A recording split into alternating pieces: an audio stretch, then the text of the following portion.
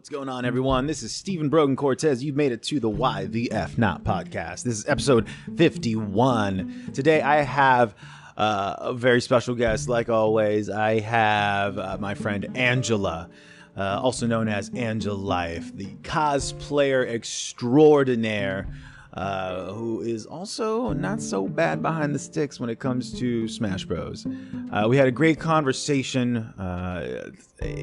We talked about nerddom, we talked about fandoms, we talked about Marvel. It was a great time talking with her and just to get to know my friend a little bit better. Sit back, relax, and enjoy the Why the F Not podcast. Let's go. Recording, boom, boom, boom, fun times. So yeah, I don't know if you've checked out any episodes of previous guests I've had, but like it's super chill vibes here. This is the Why the F Not podcast. What's up, y'all? Today, I have a friend who I met. So first off, this is not a friend from college. So that's something I'm breaking tradition with the show. Almost every single guest is a friend from college. That's fun. It's still fun, right? But today I have a friend who's a friend of mine from college. So you're still kind of connected there. But it was a friend that we met. We met when we went to go see Starbomb, right? That's when we met, right? Oh my gosh. Yes, we went to go see like NSP. Yes, Ninja Sex Party. And our group was like, we named our group NS Pals. Oh, we totally did. Dude, I remember that. Well, let me officially introduce you, Annjela. Welcome to the show. Welcome to the Why the F Not podcast. I'm really happy you could join me, have a talk with me, just chill out with me. How you been? How are you? Like, you have this literal ring around you glowing because of your chair, man. Yeah. Oh my gosh. It's so cool. I like recently celebrated my birthday on Twitch stream. So all we did was open up presents from fans and stuff. And this was like one of the presents that we got. It's like a super gamer throne chair. And I just feel so epic now. Dude, it's sick. It's like you have star power activated. I know. I'm like ultimate magical girl form right now. It's amazing. Heck yeah. Well, happy birthday, belated birthday. So in this show, so I don't necessarily like want to just do a straight talk about like what you're working on now or like any of that. Like I like to. So this is called Why the F Not. This show is in a world filled with people saying why. I'm here to just be like, no, why not? Why the fuck not? And for those who don't know Annjela, a quick rundown as far as who I know her as. When I met her and seeing her grow and just blossom into this like massive content creator, I first saw her artistry with her cosplay, and correct me if I'm wrong, you made your cosplays right by hand?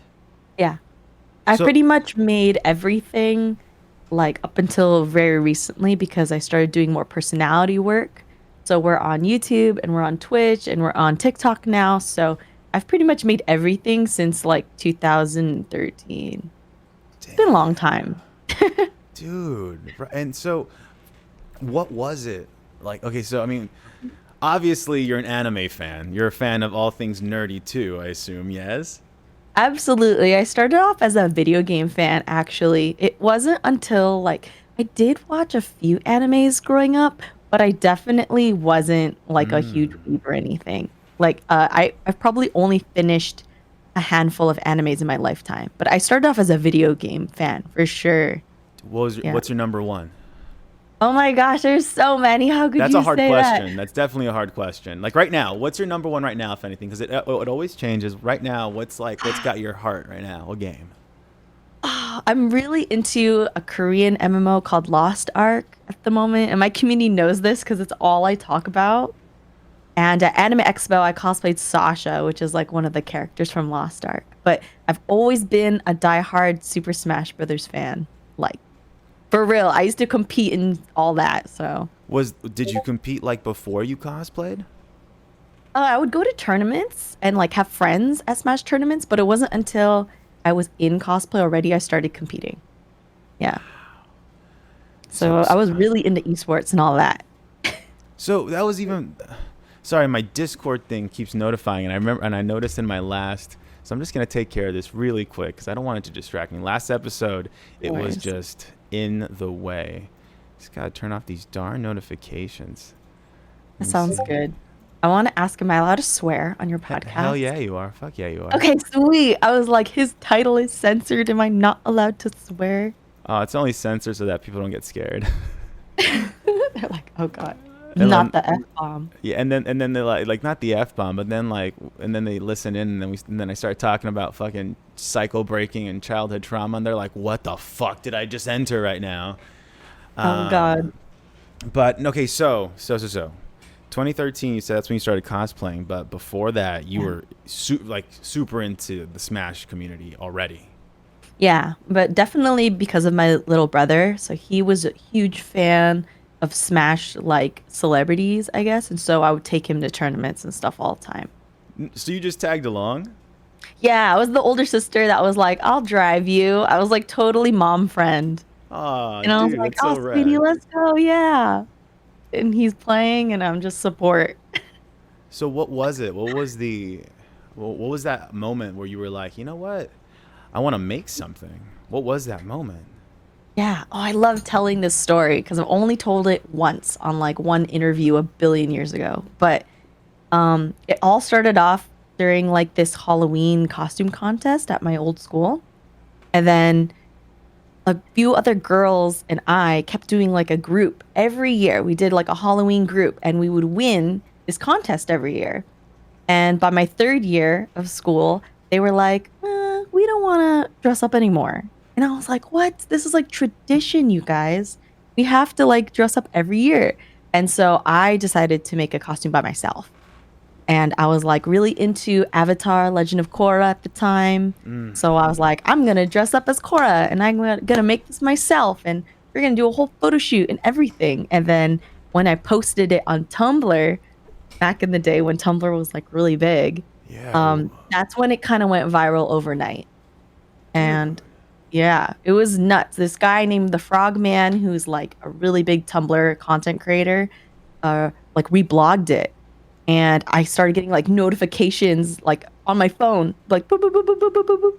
And that's when I became addicted. I was like, we gotta do this again. Gotta cosplay something again. And then I haven't stopped ever since. Dude, that's so sick.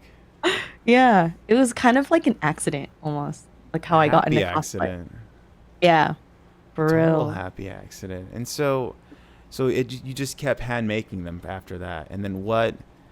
So one of the pictures I picked for the cover art from what you sent me, it looks like it says right here, cosplaying gun by Toki-tan. Yeah, so she's my seamstress as of now because again we're doing more personality work. So I don't always have the time to make everything anymore. We're pumping these out so fast that now I have a team of people that make stuff for me. So sometimes I'll do the easier things, but definitely when I first started, I made everything. Yeah. I mean, what were some challenges you found yourself in back in the day? Oh God, I would say, and I kind of want to speak for like the community at this point, but like keeping up with trends is like probably one of the toughest parts of our industry. Like whenever something new comes out, all the cosplayers are like, we gotta do this like tomorrow, so that you can keep up with the trends. And so I think making stuff fast is like one of the biggest challenges for sure. I mean, what's like the tightest window you had to make a cosplay for? Like the night before an event. Like you found out and then had to make it night before. Yeah, like that actually just happened recently. I don't know if you're familiar with an anime called Spy Family. No, what's Spy Heard of Family? it? No, what is that? Spy Family is basically like, think of like Spy Kids, but like mixed with Kingsman.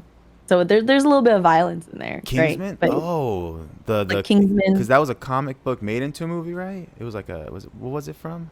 Yeah. So Spy Family is like about this mom assassin and like dad gunner, and then like the kid can use telepathy, but basically they're a spy family. And so the girl, the mom, is like was really popular, but the event Fanime was the night after, literally like the day after. So within like those 9 hours that night, I like busted out a your cosplay. Yeah. Damn. And so did you pull from costume pieces you already had? Did you have to build them from scratch? Yeah, I had to make it from scratch. So you yourself are a seamstress. Yeah, absolutely. I'm a self-taught seamstress. So everything I know, I've learned from YouTube, experience, trial and error. Been a crazy journey, for real. Damn, yeah, it's been pretty rad to just be watching it from the sidelines, like just from back in the day, just remembering just watching Starbomb and freaking NSP just rocking out, and then years later, I'm just like, oh, what the fuck is going on, dude? It's so rad. Yeah, it's a booming industry for sure. It's a new one, but I love how it's becoming more and more mainstream. Oh yeah, I mean Yeah. it's popping up in pop culture, even just in Marvel shows. Miss Marvel, and just in that show alone, like her character alone. Like, have you been watching Miss Marvel at all? Yeah, I have. I love keeping up with Marvel stuff. Okay, what do you think of Miss Marvel then? Because I've been hearing so much mixed opinions, which it makes me feel a certain way. But how are you feeling about Miss Marvel? I freaking love I'm like a huge fan of any female characters that take on like a powerful role because I feel like especially Marvel is like riddled with a lot of like male leads, and so any female lead, I'm like, yes, let's go. And there's always complaints after a female, like after a guy does a movie. Like, no one really complained about Iron Man. Like Robert Downey Jr. when he made the first one, no one was ever like, it wasn't that bad. Like, it was terrible. Like, his acting, this or that. Like, is he ready? Like, no one brought up anything. They're like, whatever, cool. But like the way they're treating the actor playing, I want to pronounce it right, Kamala, right? Not no Kamala, no Kamala, no I Kamala, think Kamala. Kamala. I think. Mhm. Like I don't know why people aren't praising her for her performance. Yeah. To be like literally this is her first major role, and I think she had some great acting moments for being like a rookie per se. She had some great acting moments. Yeah. I like fully agree. I think it's so hard just in any entertainment like path. Hmm. Yeah, just being a girl is like really tough Yeah, for dude, I sure. can't imagine, dude. I can't imagine how it's been for you. I don't know. Just fandom can be toxic, dude. It can be toxic. How do you deal with it? Like, do you just ignore it? Like, how do you deal with like the toxicity that can be there? I would say that especially my community, I'm really lucky that it's full of really wholesome people that like care about me, and we all talk about mental health all the time. Mm. Like in my Discord, I literally have a section that's called Healing Haven, and like we all care about each other's well-being all the time. And so I feel like I've been shielded from it a good amount because of that. Like literally my community is the most positive group on the internet. So I feel like I don't actually experience toxicity a lot. I feel like I Oh, don't, but I understand that it's out there for sure. I mean, it sounds from what you're explaining. It just sounds like you've just constructed this for yourself. Your community has, everyone's has their own part in making this safe space because like you have to. Because if you can easily focus on all the negativity people can throw at you. You can easily get lost in that, but you have to fight that and just I don't know, will yourself to construct your safe bubble. Yeah, it's so true. Yeah, I see it happen to a lot of my friends, but I just believe that like if you put out good vibes, then like it attracts good vibes too. Hmm. And anytime there's like something weird happening, everybody it's just so natural. They just go, "Ayo, bro." And then they kind of feel like the odd ones out, you know? And so it's just naturally happens that way. Yeah, naturally happens that way, man. So I mean, so what do you do to Yeah. other than your community and all that good stuff? What else do you do to keep yourself, balanced, keep that mental health life well, like all around? Like, what do you do to balance your life out? Yeah. Oh my gosh. I'm so glad that you asked about this because in the past year, Hmm. dude, with like COVID and stuff happening, I think that the biggest lesson I had to learn was like work-life balance. For real. Because when I was at home all the time, I work from home most of the time. And so I was just kind of surrounded with work in every room I go to. I like this room, I have my stream room, so I just like think about streaming. And then even outside, I have like all my cosplays in my workspace. So I just think about that all the time. So it's really easy for me to get lost in my work. But some things I did to balance that out, for sure, was therapy. Love it. And Yes. yes, I've been going to this group called Healthy Gamer, which a lot of streamers like sort of talked about. Uh-huh. And Healthy Gamer is like it's like this company that like specializes in video game addiction, but they help with other stuff too, like anxiety and depression. And I went to them originally for those things, and they've helped me out so much, so much. And if you ever want to check them out on YouTube, the guy is called like Dr. K, and he has like a bunch of people he trains, and they have like these health groups, and it's so amazing. I always advocate for them. I'm like, healthy gamer, yes. That's brilliant because, yeah, I mean, a lot of the times we go to video games or whatnot, to escape, because, sometimes, life can be a little rough and Yeah. we need a way to escape and cope with all that, right? But Yeah. shit, dude, just like anything else in life, you have to balance it because, like drinking alcohol, you can drink some alcohol, have a good time, right? But if you start abusing that, it can kill you, you know? Yeah, that's so true. Like, I mean, living in Las Vegas, everybody knows I live in Las Vegas. So it's like really tempting to go down that road, but now I just do it for like a good time and I have a really healthy relationship with all that now. So it's so awesome. For real. It takes a lot of like self-reflectiveness, no? Like to see how something affects you and just admit it. Be like, oh fuck, I can't be drinking too much. I get really angry. Why do I get angry? Fuck. Why do I get angry? What's going on, you know? Mm-hmm. Yeah, actually, like one of my favorite compliments I would get from my friends is like they'd say I'm like a really self-reflective person. And I feel like that was developed recently because of like being exposed to mental health conversations and stuff. So I take pride in that. I'm like, yes, self-reflection is so important. Journaling, so important. Mm-hmm. Love it.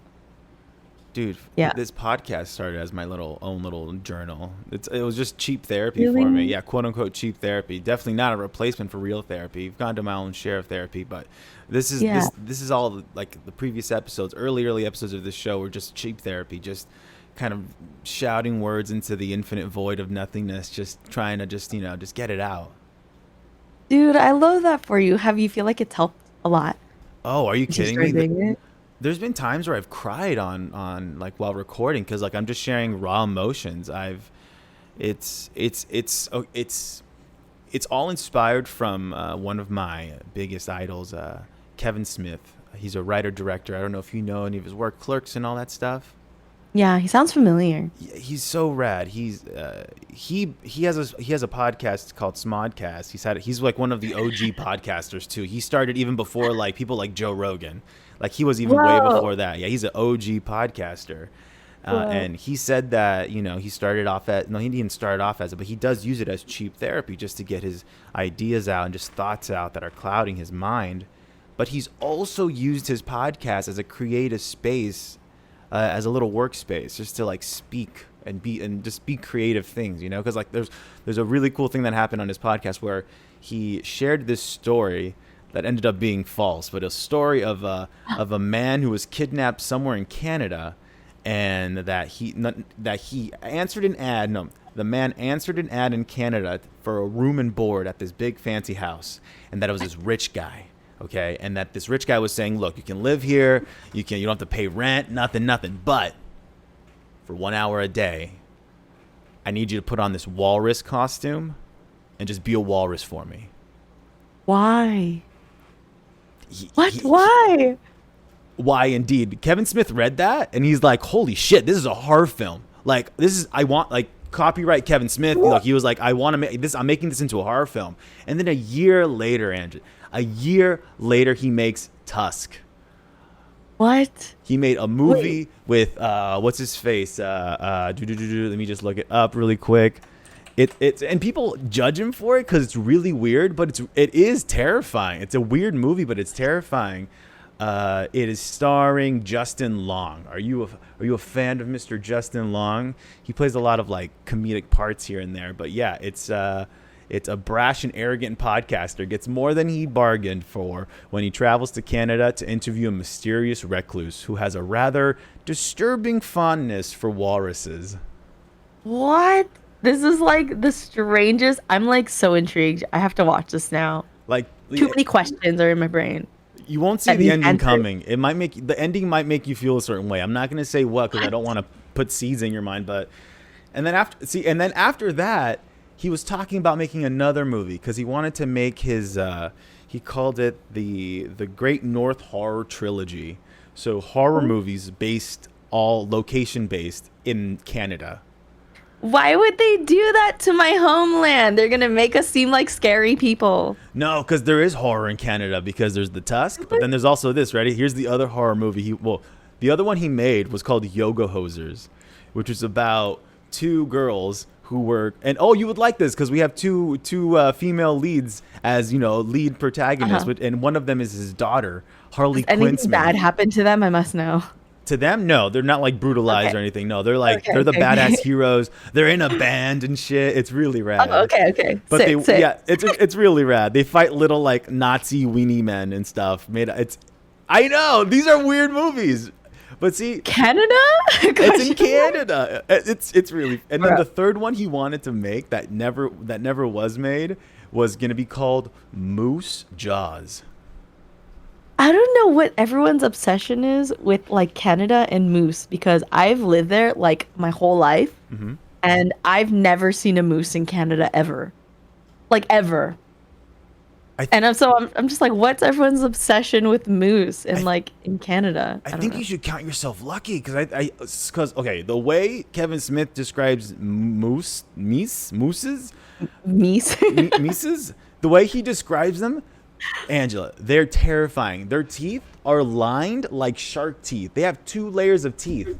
Ew. Yeah. No. And so ready, Can't do that. his image of moose jaws was like instead of water, right? You would see a sea of green, of trees, and then like the antlers just going da-na, da-na, da-na-na-na. And then this is one of the best parts about the horror trilogy, that there is an A-list actor who makes a cameo appearance, and he does a legendary performance in Tusk, playing the pivotal character of Guy Lapont. Lapont. He is the French-Canadian detective played by none other than Johnny Depp. Oh my gosh, let's go. That's going to be insane. I'm looking at pictures of moose teeth and like honestly they're pretty cute. They're cute? Hold up. Yeah, like they're not even scary. It's kind of cute. They're just Moose kind of like teeth. they're just kind of happy to be there. Like it just looks so cute. Oh, you know what? Hold up. Let me see. I kind of like them. I just want to be their friend.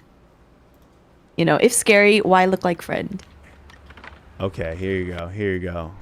Let me see if this is I'm gonna send you a video of aggressive moose. Aggressive? Because like when you see like if you see like a picture of an animal just chilling, right? If you just see a picture of an animal just chilling and just like a bear, you're like, oh, that's cute Winnie the Pooh, like, oh wow, that's adorable. But then when you see an actual bear face to face looking at you with nothing but a blank stare, I would actually cry if I ever encountered a bear in real life. I would pee myself immediately. Immediately pee myself. Yep. Dude, I learned recently that my Discord and we were like talking about animals, and then we got on the topic of hippopotamus. Oh. Dude, they're aggressive as fuck. Dude, have you ever? Yes, I've seen them attack lions. Like I saw Oh my one God. hippo scare off 2 lions. Oh my god, but they look so cute. Oh, How yeah, cute they do. You'd never expect it. You would never. I feel like that kind of makes sense though, because if you're really cute, right? If you're an animal that's really cute, you would want to be defensive to the point of death, because like True. If you're so cute, you're gonna attract critters to you. You're gonna be like, oh, that's a cute animal. Maybe I want to eat it. Whatever. You're like, no. True. Have you seen Yeah. the horror version of Winnie the Pooh? Oh God, why does that exist? There's a trailer out for it. No. We are not watching that. I'm going to be Dude, shook. ready? So can I just search Winnie the Pooh the horror movie? No. Ew. Oh, I hate it. Oh, I hate it. This is like some like Dead by Daylight mixed with mixed with FNAF. It's kind of the vibe I'm getting. Five Nights at Freddy's. Big FNAF vibe. Winnie the Pooh. Cringe. Blood and Honey. Cringe. It follows Pooh and Piglet as they go on a rampage after Christopher Robin abandons them. Piglet just looks like a normal pig. Like, why does Winnie the Pooh look like Winnie the Pooh, but Piglet looks like realistic? But with Piglet, what I love the most is that he has tusks, because that's what happens to pigs. Like, if you have a pig in a farm, it stays cute, right? But if you let a pig out into the wild, like to forage for itself in like a forest or something, it physically changes. It starts growing tusks. Oh. So I love Where's that they did Tigger? that. Where's Eeyore? These are the real questions. What if they died? No! What if they Nothing died? bad can ever happen to Eeyore. That's his whole shtick. Dude, what if they make it really dark? I'm sorry to take it this way, but what if they make it really dark and like Eeyore offed himself? No! You have to take protect it. Eeyore. That's the one rule of life. Okay, Pooh. Seems like there's nothing else worth living for. He's my favorite. I love him. He's just a sad boy. And I'm like, me too. Same. Protect him. I think Eeyore's just like sadness from Inside Out, right? Where it's like sadness shouldn't be hidden or shunned. It should be accepted, I've actually never seen that movie. Inside Out? Never? Yeah, never. Oh, I just ruined the whole theme for you. Shit. No. I know that they're emotions and they like eternally feel those emotions. And that's pretty much it. It'll mess you. Never seen it. Has there been a movie recently that's messed you up, or a show? Like what recently just messed you up? I cried really hard watching Turning Red. Oh, really? Like I was like sobbing. Yes. Do you mind? Yeah. Do you mind like sharing like what it was? Oh my God. Everyone's gonna this is exactly what I talked about on my last podcast, but I love I love Turning Red because it's like makes such a great statement about ending that cycle of generational trauma. And I find that really relatable because I grew up in a Canadian, just like her, just like Maylin. I grew up in a Canadian Asian American household. So like having parents that like came from the Philippines, they kind of like had certain expectations growing up, and then as a parent, they impose that on their kids, and that develops into perfectionism and like being really hard on yourself. And it's tough when you're trying to find your identity as an American, So when you start doing something that your parents don't like, obviously like causes a rift in your relationship. And that's something that a lot of kids deal with. So when I saw that with her having conflict with her mom, I was just like sobbing. I was like, I feel that. And then she was able to overcome it. So it's like happy tears too. And it was awesome when you see like the ants coming out and like getting their items and just breaking them and saying, no, we're done too. We're here to help.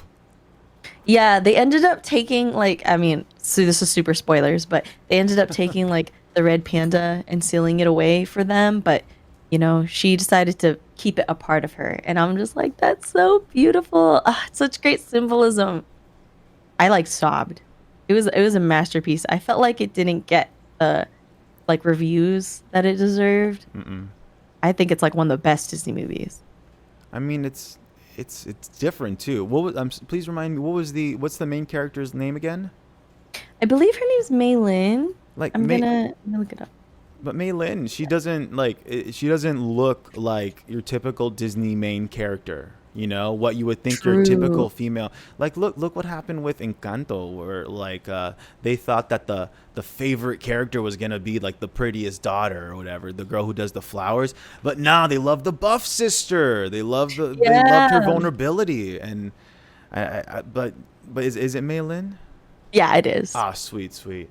But I don't know. I feel like I don't know.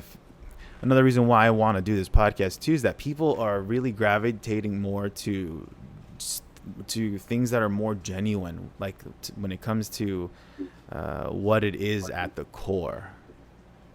Yeah, for real. I kind of like that though. Like Disney's going down a path where there's more representation Hmm. happening, and I'm all about it. Like every movie that they've been coming out with lately, I'm like, yes, yes. But in the end, I'm still a big Frozen fan. Really love Frozen. All right, all right. Nothing wrong with that. Nothing wrong with that. I'm personally waiting for Disney to be really bold and just give us our first gay prince. You know, our gay prince love story.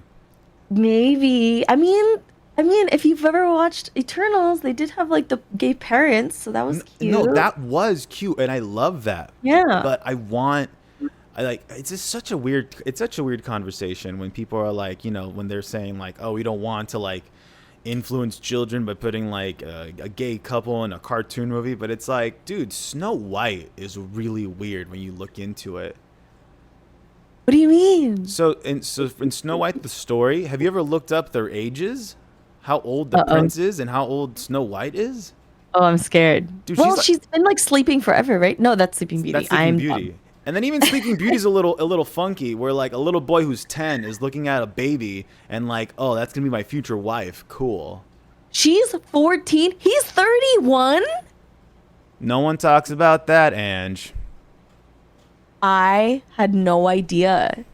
She doesn't look 14 like at all. I know, and you know, I mean, not a criticism at all on like what anyone dresses, right? But like, how many times like that's a thing. Like, yeah, like sexualizing or making them look like they're not that age, right? Like Yeah. that's always a thing. Like since Snow White, and that's the first Disney movie. And I'm not here to put it down. It's a great, like, you know, cool, cool, cool. But I mean, if parents really want to be objective when it comes to like what our kids are watching, then you should look back, you know, Yeah.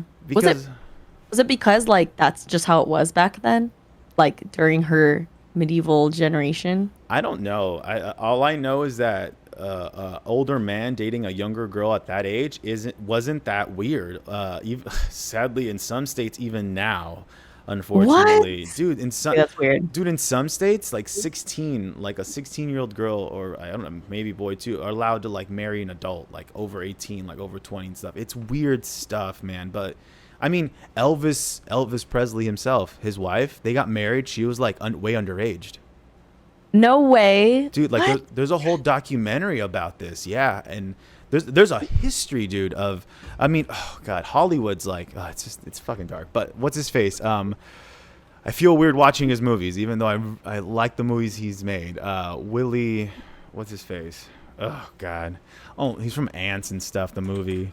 You're like breaking my reality right I now. know I'm like it's like don't meet your heroes. You know what I mean? Like that's the thing. Don't meet my them. wholesome reality. It sucks. It does suck. But I mean, if you don't talk about it, like it's just doomed to repeat itself, you know? Because we like it's just weird even nowadays. Like I remember my sister was a big Fifth Harmony fan, right? Do you know that Yeah, group? yeah. Yeah. And freaking, I remember just because you know she was always talking to me about them, so I was like kind of not in. I was in the know of like Fifth Harmony news. But the second they turned 18, how fast their image changed. Like it Yeah, they almost broke flipped my that. neck. Bro, that's how I feel about Millie Bobby Brown. That's There, how I feel too. Every people there were literally Reddit threads of people counting down the days to her birthday, to her 18th birthday. that's so weird. Yeah, that's freaking weird, right? It's like I was like, yo. People care so much about your age, what's between your legs, what you do with what's between your legs. It's like, dude, fuck off. Like, what's that your Yeah. problem?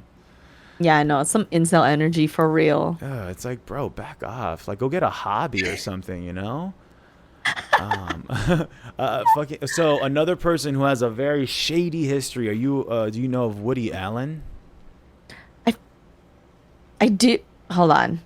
Yes. I Woody feel like once I see Allen. their face, I'm gonna be like, oh, that guy. He's like an older Mhm. man now, but his Yes. his Yes. Okay, I know him. you know his story. I mean, I see a picture of him with an Asian wife who S- looks So you, s- significantly younger than him. so what if I told you that Asian woman you see next to him, before they were married, was his adoptive daughter? He married his daughter. Yup. No. They adopted her. I forgot from where. Let's see. Hold on. Let's find the story. I don't want to be talking out of my bum hole. Woody Allen. Like, there's No. documentaries about this now. Suyi Previn is the adopted daughter of actress Mia Farrow and musician Andre Previn, and the wife of filmmaker Woody Allen. So it seems like she was adopted by two different people. I wonder if she had to be adopted by other people once he wanted to marry her. Oh, I'm like, pretty sure okay, I'm adopting you now. if legally he's the father, I don't think he can marry her. Legally speaking, right? It's like you guys have one contract already. So what if they had to transfer it? I'm completely just assuming here. Whoa. Let me see. Whoa, I'm reading the craziest shit right Tell now. me, please share. Okay, Alan, 85, and Previn, who's 50 now, but she was 21 years old when they started Uh dating. huh. They have long maintained their affair, which began shortly before Farrow found nude photos of her in Alan's apartment when he was 56 and she was 21 in college. She was a college freshman. Oh my God, that's crazy. And that's when the grooming started. Whoa. New HBO documentary. All right. You're like creating a list for me to start reading like all these crazy stories. You want to know what's the weirdest thing? The weirdest thing about him as a person artistically versus who he is in real life, right? Yeah. He got infatuated with a girl who was in college, a freshman in college, right? A lot of his movies, especially his most famous movies, which I believe, what was it? Woody Allen's. Oh God, I blocked them from my memory, honestly. Annie Hall, which I've watched it and it's fun. It's funny and shit, whatever. But it's with Diane Keaton. But and this isn't the only movie he's made with this like plot line, loosely. But it's the plot line is an older man meets a younger woman and they fall in love, and usually she's like underage. Yeah. Like in one of them, she's like under Mhm. 18, and like it's like a whole thing Whoa. about how he's dating a high school girl. Whoa. Creepy. Do you ever watch One Tree Hill? No, but wait. One Tree. Yes, I have actually. I Oh don't my gosh, wanna my friend be Russell's gonna kill me anything because we used to other watch than. it all the time. Yeah. Okay. Because I stopped watching it after a certain season for a certain reason. But you've watched it? Like you've Yes, seen? yes. Oh my God, I used to watch all of Chad Michael Murray's stuff like all the time. Dude, not gonna lie, he's up there with Tom Brady as one of the most beautiful men in the world. You know, For real, yo, facts. I love Chad Michael Murray. But that being Facts. said, right now in the season I'm in right now with him and as Lucas, I hate him a little bit, but it's okay. He's so perfect all the time. You have to hate him. But anyways, in One Tree Hill, speaking of like older and younger, the idea of these younger women, like all these younger girls, excuse me, like Peyton, Brooke, and Haley and all that. Not Haley. Haley's chill. Yeah. She's cool. But like the idea of them as like 17-year-old girls, 16-year-old girls hooking up with 24-year-old guys, so normal, romanticized True. even. True, true. There was that one part where like one of the high school girls got with like one of the dads. That was pretty weird, champ. Dude, Weird champ. Peyton, who was, I think she was in high school still at this point in the show, but she was like maybe 17. I don't know if she was a senior at this point, so she might have been a junior. She was dating what's his face, the bass player from Fall Out Boy. Oh snap! Like that was a whole thing. Like he came over and like because like he played at the club, right? And then they started flirting. But like I checked, and at that time, story wise, she's 17. He's who he is, Pete Wentz. I think that's his name, Pete Wentz from Fall Out Boy. He was 24. Whoa, whoa! I didn't know she was 17. She also doesn't look like it. You can never tell these days, man. And like that, and like for Can't sure, tell. But like, and it's a show too, because in reality they're not necessarily that age, right? But story wise, I'm just like, whoa. Like me and Stephanie would turn to each other like, wait, okay, Whoa. okay, a little weird, Pete, a little weird. You know, the dad was so, what's her face? Peyton's dad was so chill about like, yeah, this 24-year-old rock star in a limo is just gonna take my high school daughter away. Cool. I'm gonna uncomfy chuckle through this whole segment. That's totally fair, dude. That's all we can do. That's all. I didn't even comfy chuckle during that. I was just glad when Pete left. I was like, fucking thank God, go away. Not to tear into him, but his acting was horrendous also. Oh my God, but it was like in an endearing way. I was just like, this is so cheesy and corny, but I love it, you know? Yeah. And it was Pete. It's one of those things. And I was like, Steph, it's so weird. Like, why is it Pete? Like, why is Pete the front man right now when he's just the bass player? And she goes, well, Steven, have you seen the lead singer? And I was like, oh shit, my bad. I looked at him and I was like, all right, you're no beauty queen. I see you, buddy. Pete, you're the cutest one. I see it. Okay. Not saying much, man. But no, dude, I'm a big fan of One Tree Hill right now. That's got me hooked right now. Dang. Oh my God. You're like giving me flashbacks right now. Because one of my favorite cosplay memories was like, I have this friend named Russell. And like, if he's listening, hi. But we used to like have these craft nights where we'd be building like foam armor together in like the dead of night, like 3 to 5 in the morning. And we would just have One Tree Hill on while we're like crafting. And those are like some of my favorite cosplay memories because we'd just be in that grind. But like One Tree Hill's going on in the background. Dude, that sets up such a great vibe because like One Tree Hill played some amazing music. Yeah, for real. It really did. It was a treasure for its time. Oh, heck yeah, dude. Heck yeah. All right, let me see something. Are you tight on time by any chance? Are you, no, like I'm just chilling. I'm happy to be here. Yeah, okay then. Okay, because like usually I'm like, there's a certain segment of the show. I don't know if you've been listening, but there's a certain segment in this show. I'm not going to do it yet then.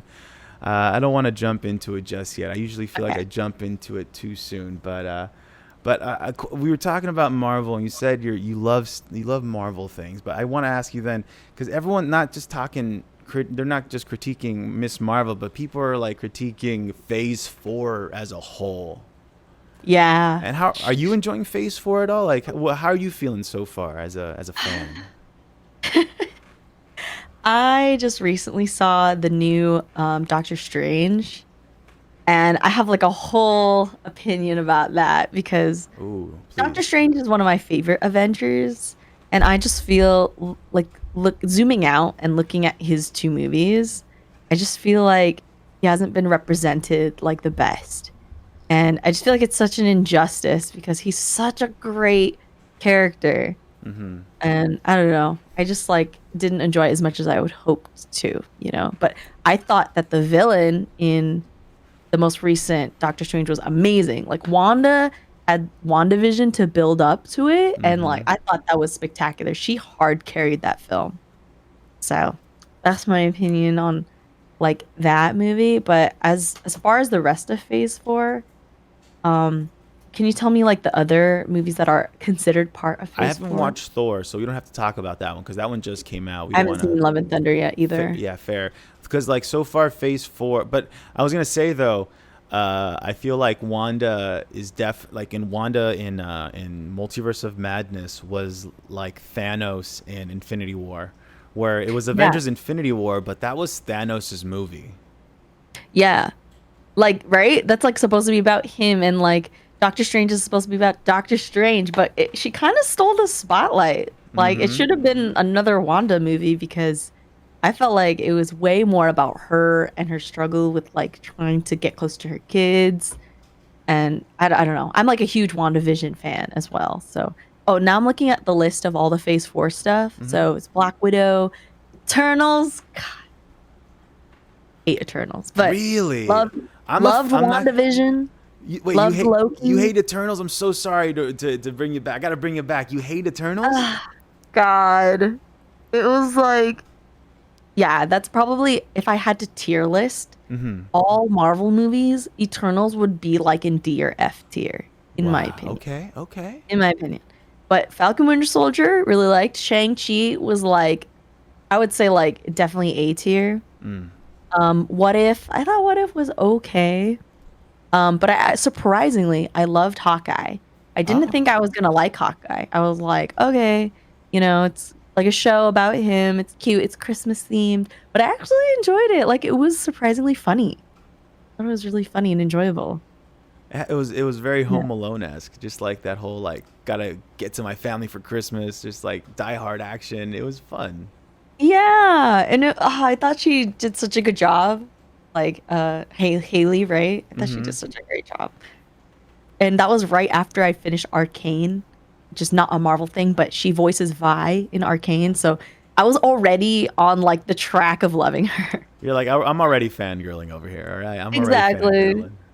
Exactly. She has like one of the best voices in Hollywood, so Nice. Yeah.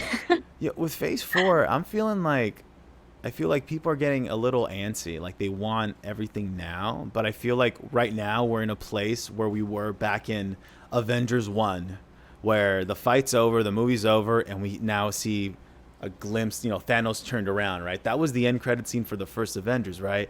Like Thanos yeah. just turning around in his chair.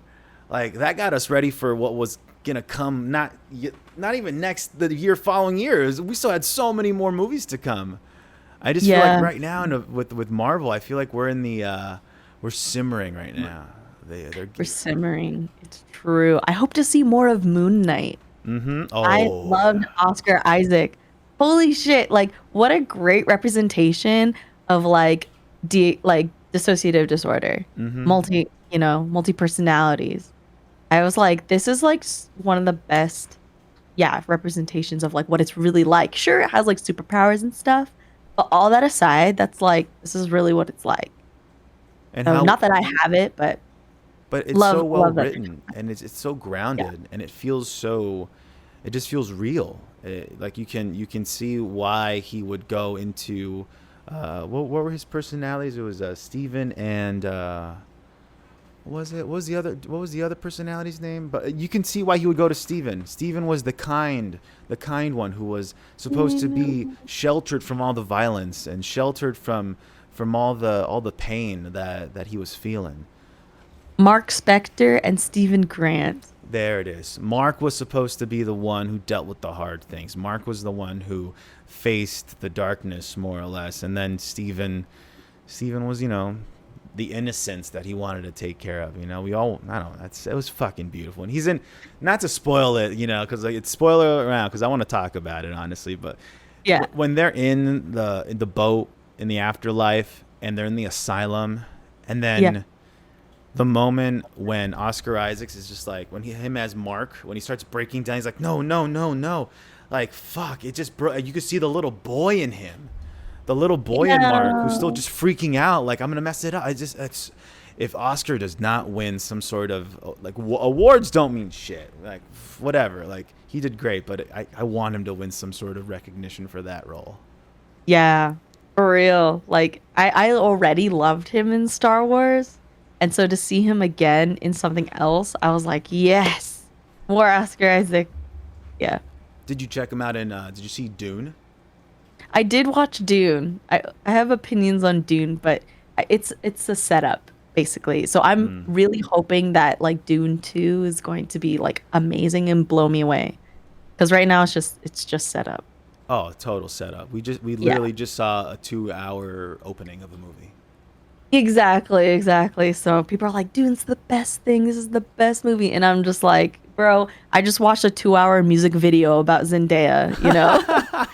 Like literally she's just a music video character. Like I just saw Zendaya flowing in the desert wind. Okay, that's all I saw. And then literally. a magical little Literally. white boy named Timothy Charlemagne right behind him. Yeah, no Okay, fucking Timothy Champagne over here. Timothy Champagne, man, just bubbling over here, bubbling over like here. Oh, what was that line? Did you watch Don't Look Up? Yes. Oh my god. That He's like, I you're fucking like love those, man. He's like, mm.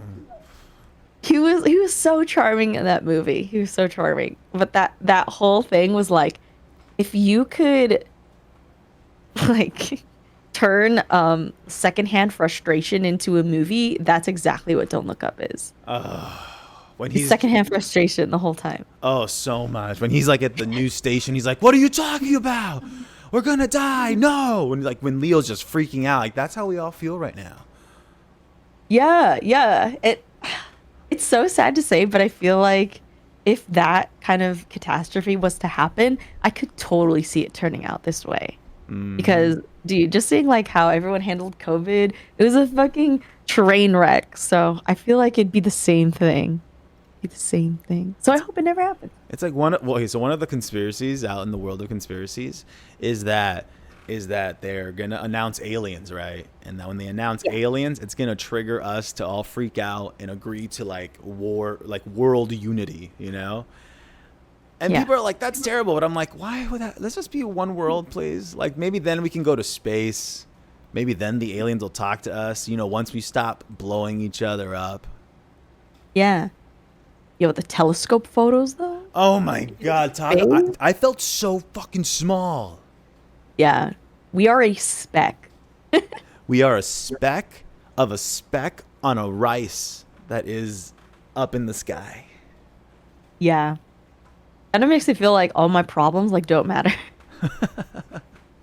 Like anything you're stressed out about today, it's like, hey, we're a speck. Fine. Stephanie shares. She always shares the thought of like, she goes, when I stress out, I like to just remind myself that I am just on a floating rock hurling through Yep. space. Yep. It's true. It's so true. It can be slightly terrifying, but I mean, Nah. because like Nah. because like life is meaningless, and like you can get scared in that thought, right? You can get so petrified within the thought of like life is meaningless. What's the point? You know, I'm so small. What's the point?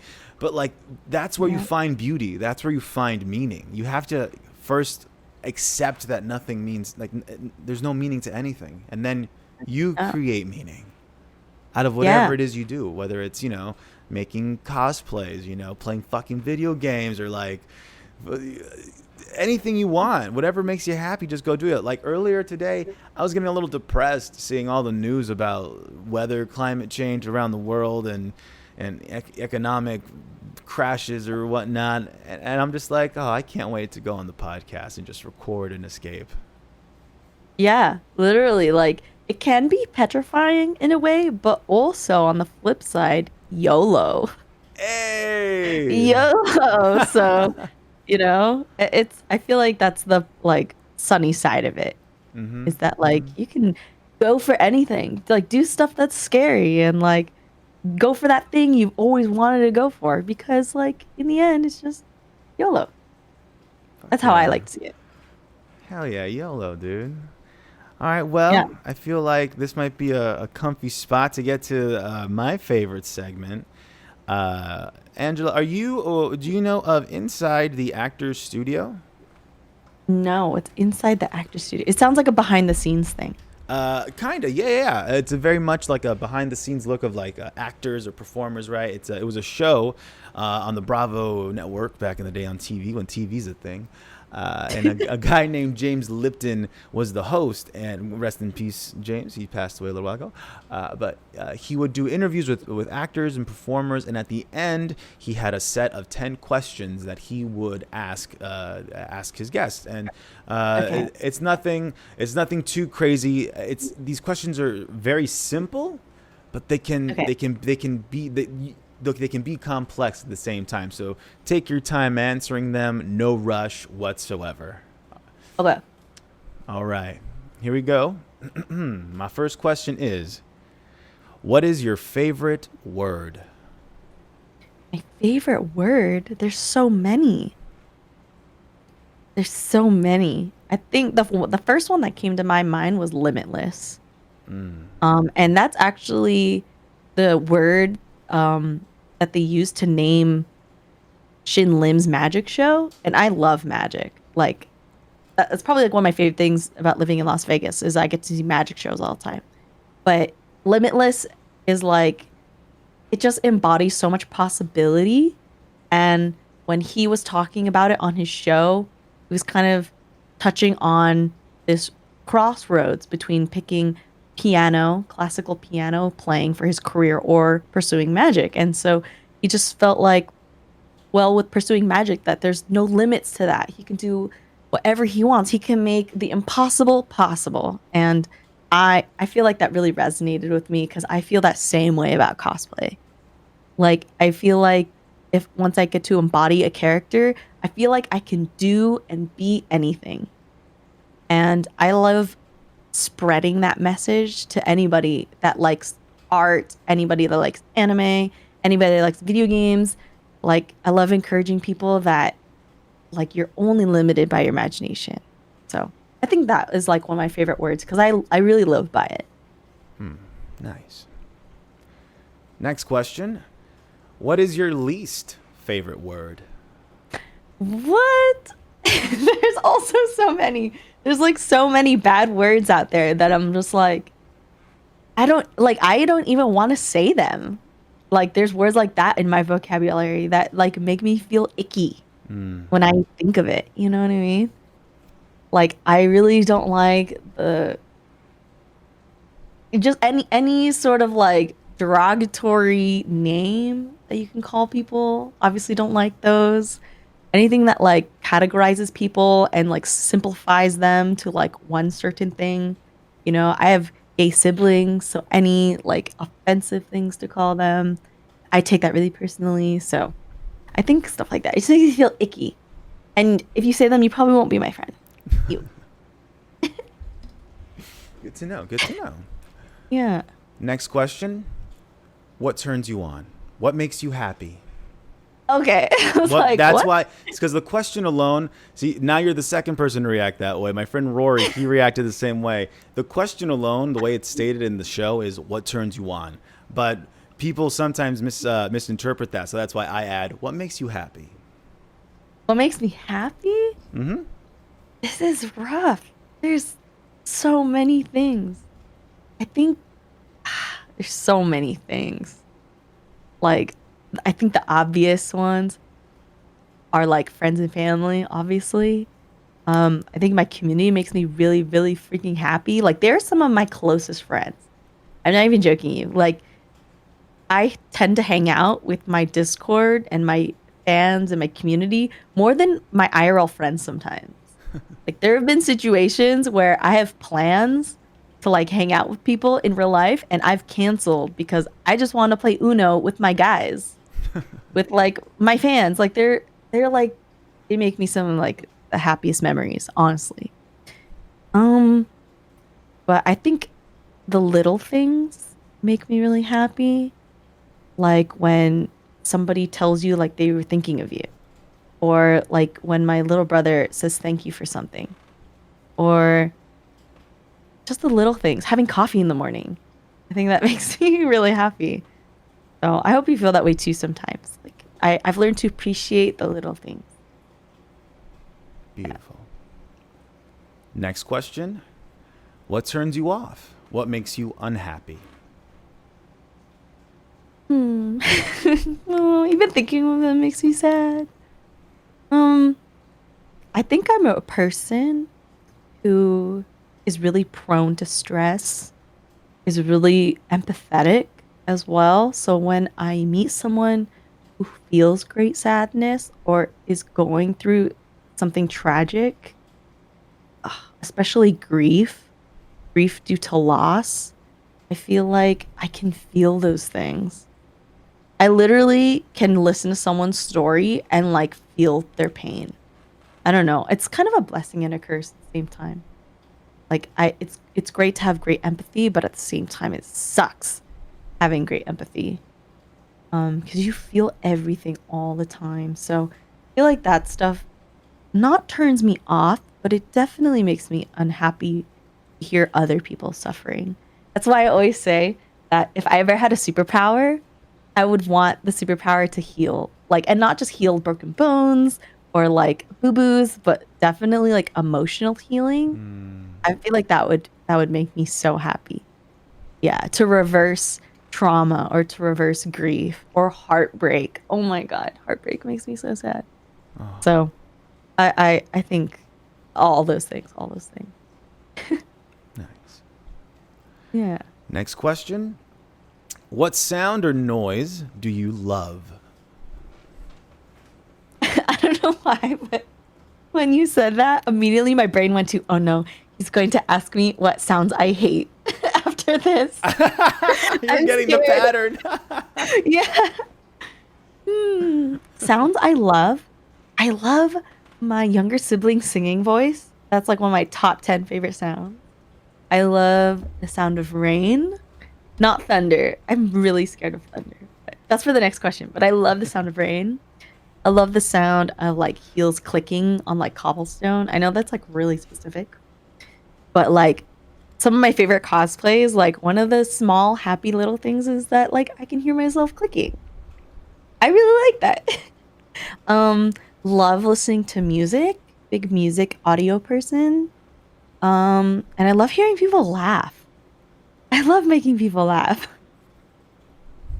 So, I think that gives me life in a way. But I can't be a comedian. I'm too shy for that. Yes. All right. Well, you guessed this next one. What sound or noise do you hate?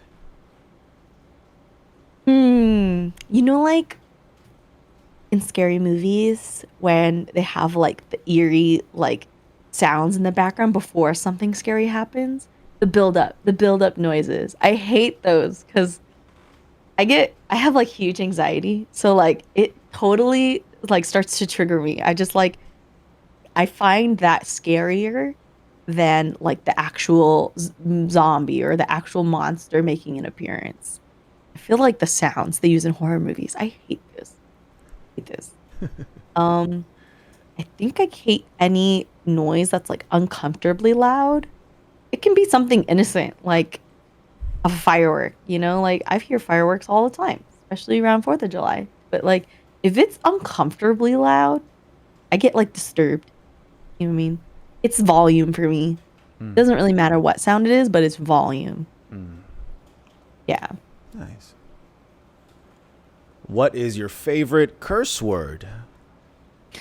My favorite curse word. Have you ever seen that TikTok where the person's like, "Do you cuss?" And it's like, "Yeah, I do." It's like, "What do you?" Hold on. I have to find it now. Was that It's Miranda so funny. Cosgrove? Is that her name? Is it? Is it? I think it was her interview. Favorite curse Yeah. word? Probably fuck. Fuck. And then they like start laughing really, really crazily. Please tell me that this will come up. It is Miranda Cosgrove. You're a mind reader. I got you. What's your favorite curse word? Probably fuck. Yeah. I think it's so funny. Like it can be used in kind of a trashy way, but I feel like when the comedic timing is on point, I feel like the F-bomb is hilarious. I think it's hilarious if it used correctly. Nice. Nice. What profession other than your own would you like to attempt? Say that one more time. I need to process it. Of course. What profession other than your own would you like to attempt? In my lifetime? Like currently? Just hypothetically speaking right now. Hypothetically? Mhm. Okay. Wow, if I wasn't a cosplayer, I feel like in a second life somewhere I was a teacher. I just like especially for younger kids. I have a really soft spot for like brilliant young minds. I'm so fascinated by them. Like especially toddlers or like somewhere between the age of like younger than 4th grade. I like love kids. I like love kids, which is so ironic because I'm in an adult industry. Mm-hmm. Like I could never make an appearance at an elementary school. I would get in trouble. But like I just love kids. And I feel like I was a kindergarten teacher at some point in a past life. So I'd probably be doing that if I'd never gotten into cosplay. For sure. Nice. Next question. what profession would you not like to do?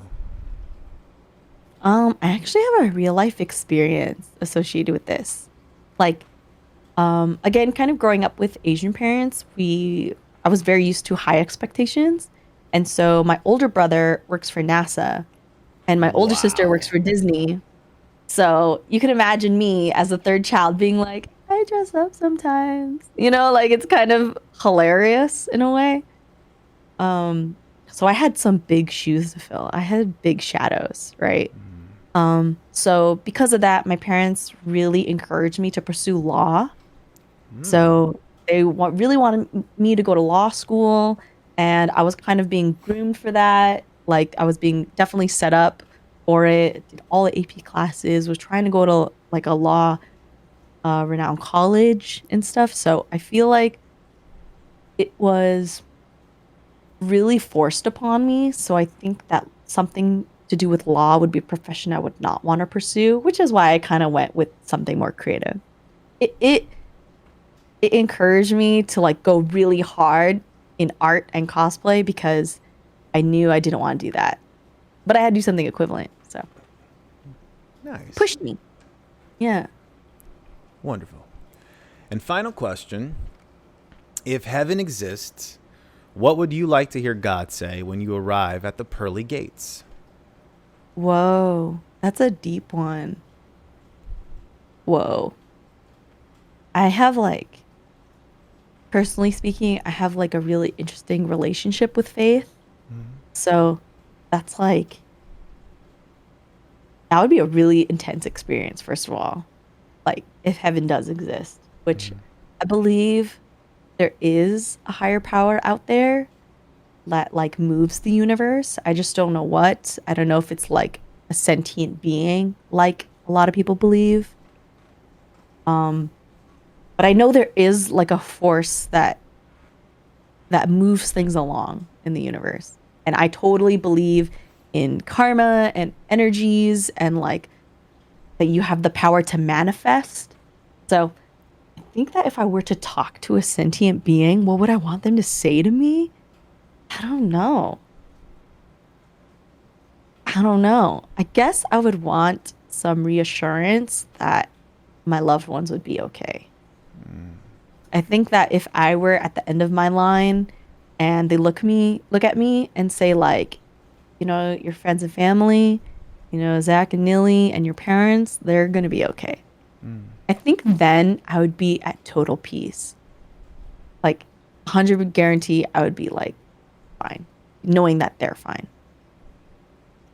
Yeah. Very rad. Very rad.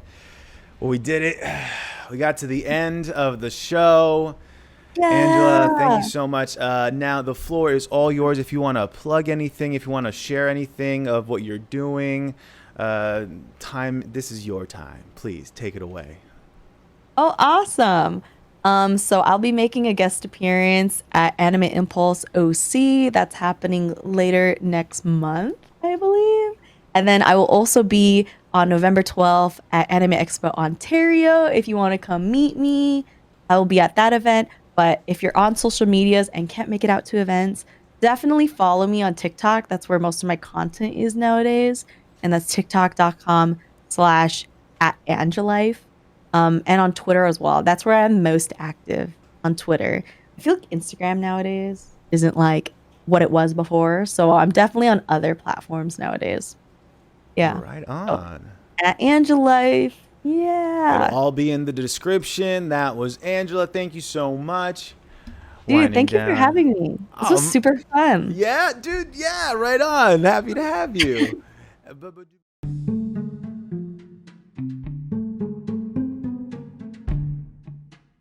Hey everybody, that was episode 51 of the Why the F Not podcast. Don't forget you can follow Annjela on TikTok and on Twitter. Just search for Annjelife, Annjelife, Annjelife. We'll have her links in the description below, as well as my links. Just go ahead and just search Stephen Brogan Cortez, anywhere. Have fun. It's like an Easter egg hunt.